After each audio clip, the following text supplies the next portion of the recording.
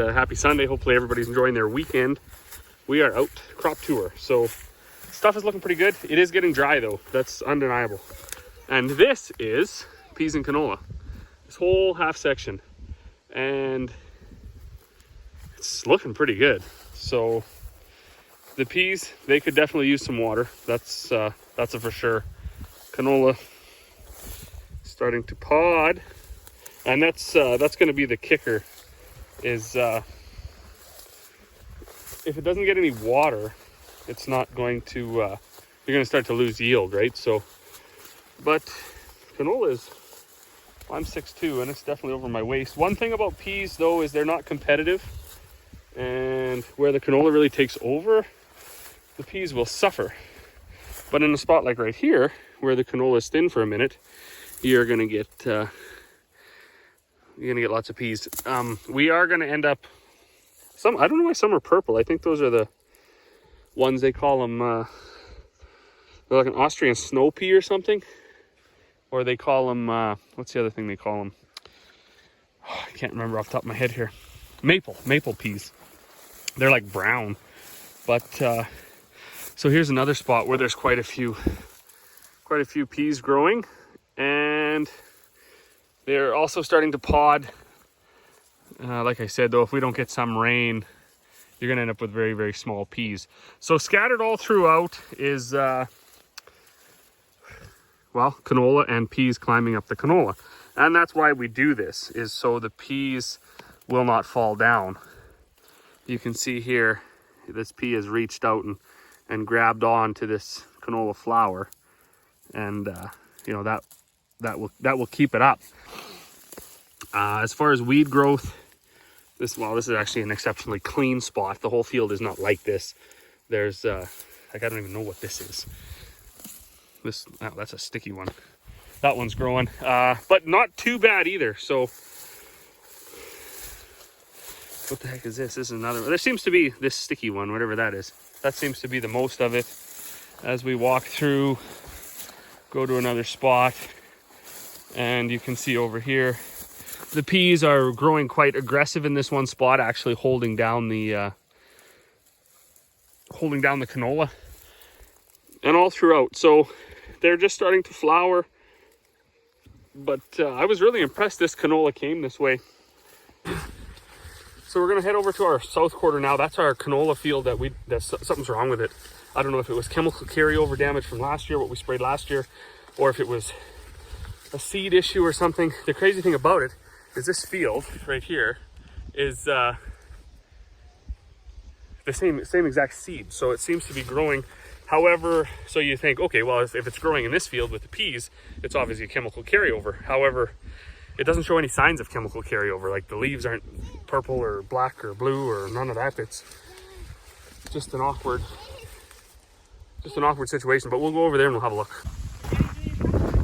Okay, so this is our south quarter. It's only about 110 acres, but so you shouldn't be able to see rows in canola in last week of July, first week of August, and that's why we're concerned. There's a big ditch here. Concerned about the crop. So this was seeded before the peas and canola, and as you can see, huge areas of nothing. But as far as chemical carryover, it doesn't actually show any of the signs. I mean, dropping flowers, that's no good either, because the plants aren't that big.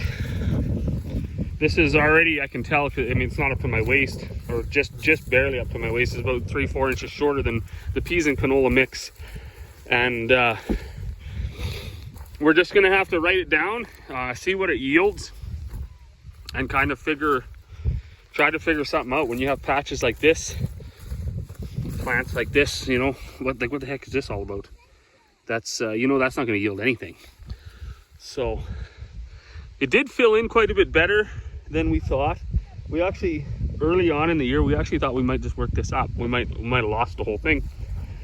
Of course, with the inputs this year, you want to see it through, so we let it go.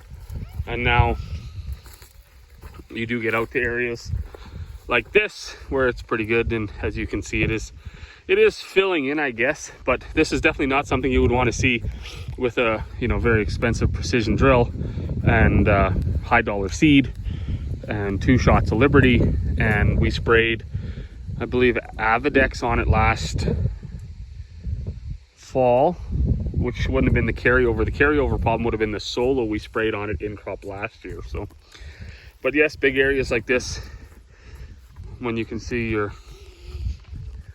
monkey running around in the field, that's not good. So hopefully we still can pull some bushels off of it. And now it should be fresh in your mind. So we just left the south quarter. That's a terrible canola crop. And this is our 200 acres right here at home, seeded, you know, effectively within the same 48-hour period, same seed. Now, different soil, mind you.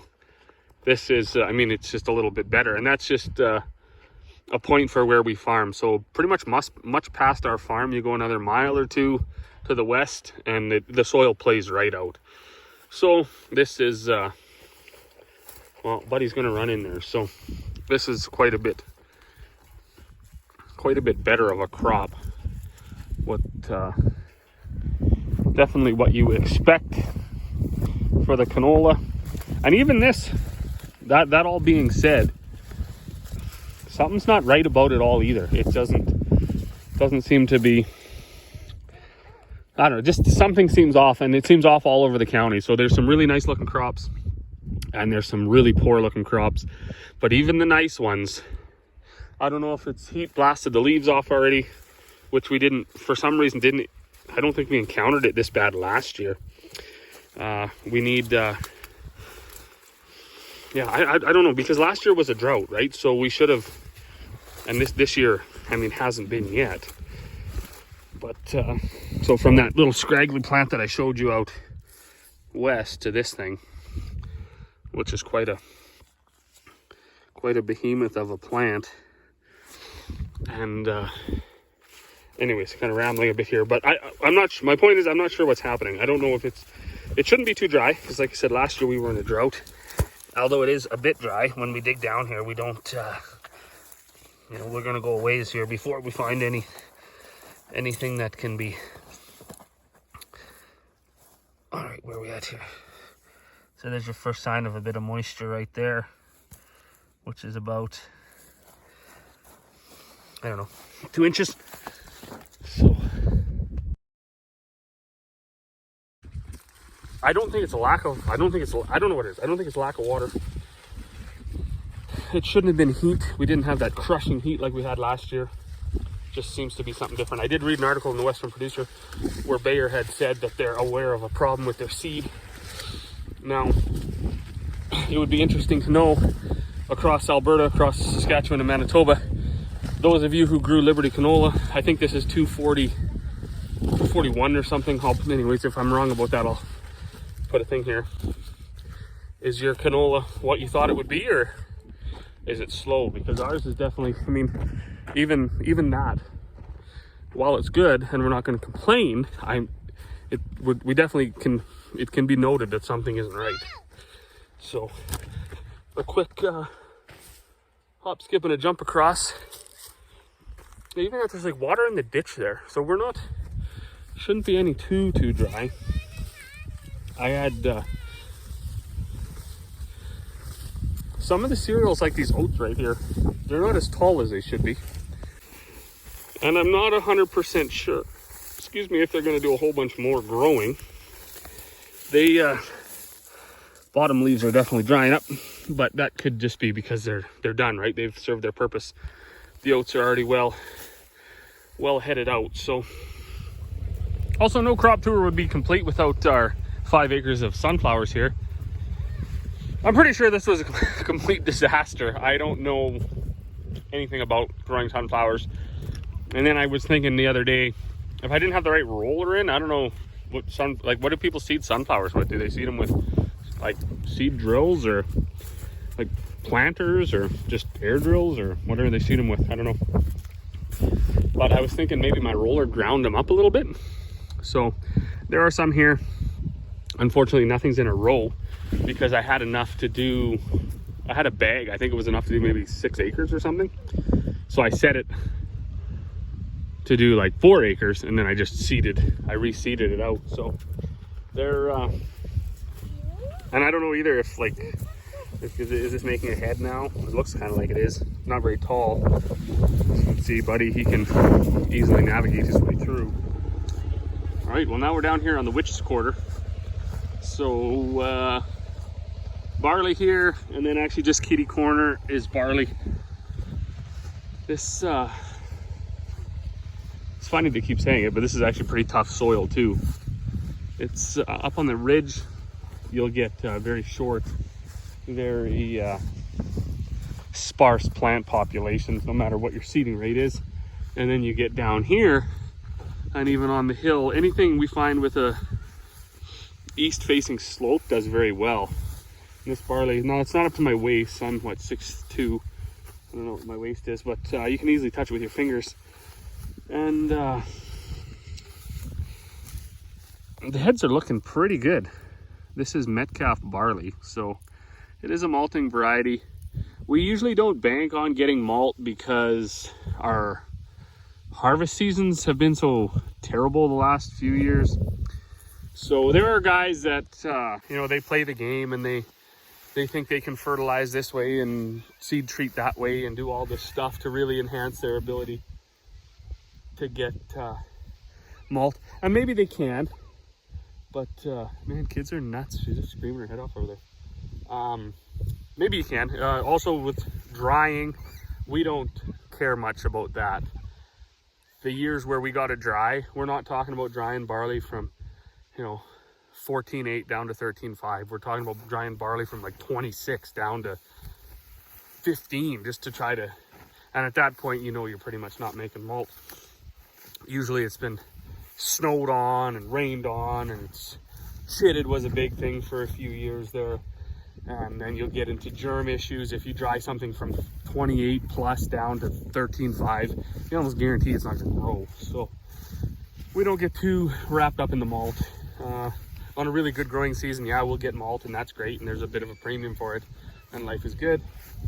But the feed market's been pretty good to us too, so we don't stress too much. Anyways, we're going to shoot over here.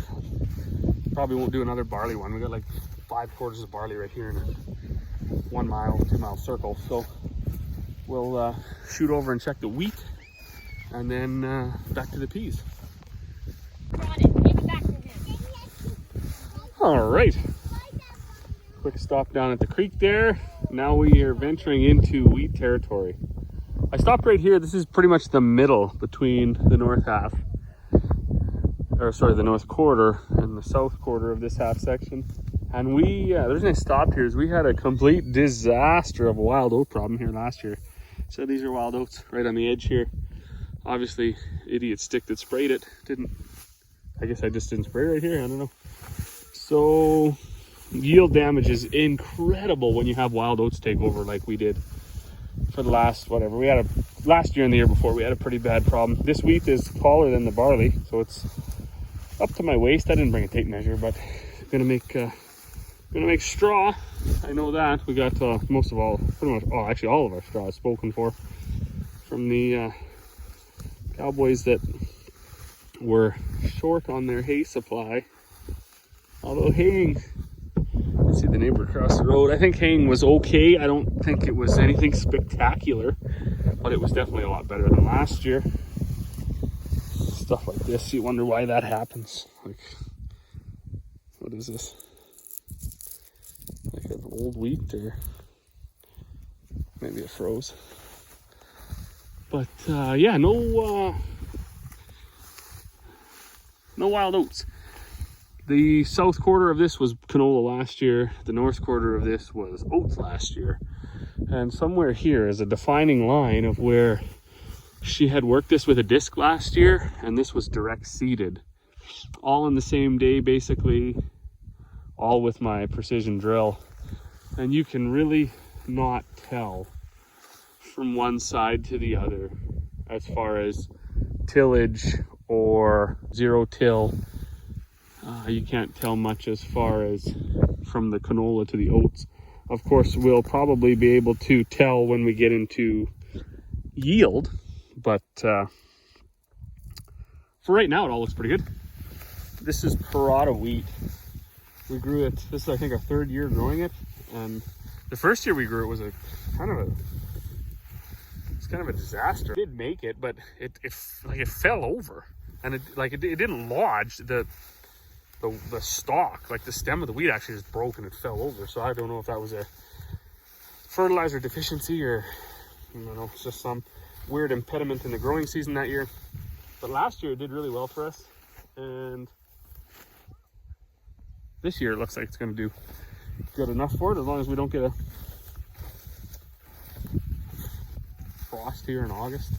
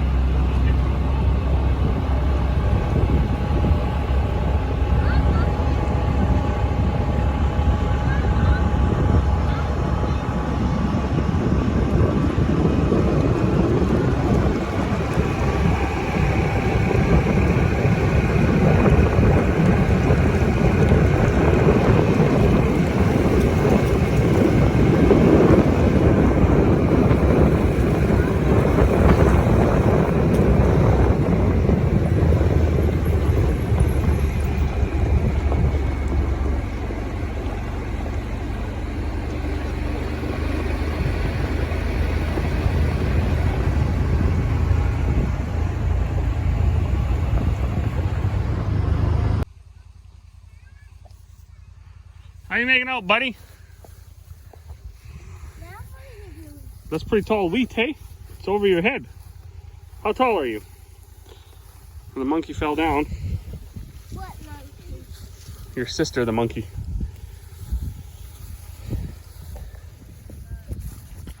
All right, and I guess our last stop right across from the yard is in our peas. So I'm gonna have to do a research. I don't know why some are purple. They're very pretty though. I think they are probably those.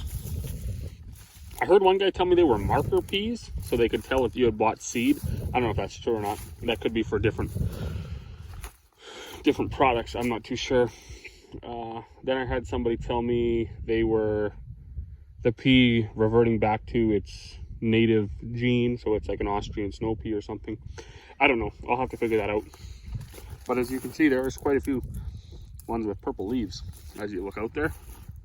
Also, crazy thing is, if you scooch down, there's quite a few that are like quite a bit taller, and I don't know what does that either. So you can see them out there. They're like twice as tall as the other peas. These are always right by the approach. You get probably your worst crop, but these are quite short. Now peas, they don't get super tall as it is, but these are like maybe up to my knee. So as long as they don't fall over, it'll be manageable.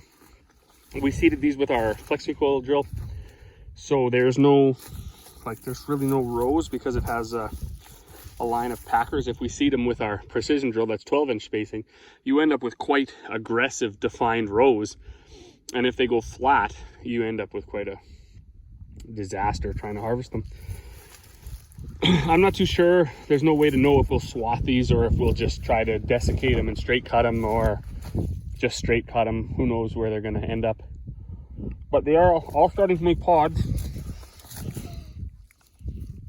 This one's got 4 or 5 pods on it.